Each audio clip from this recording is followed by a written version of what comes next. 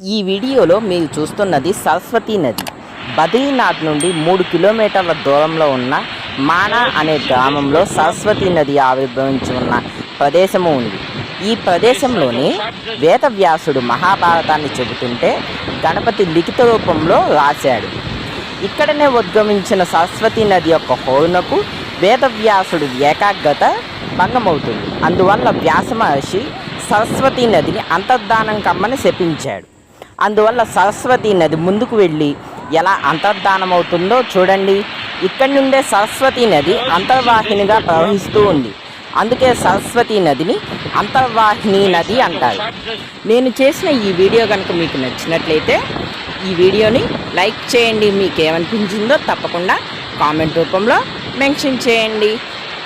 చూశారు కదండి, అంతర్వాహినిగా ఉన్నటువంటి సరస్వతీ నది యొక్క ప్రవాహము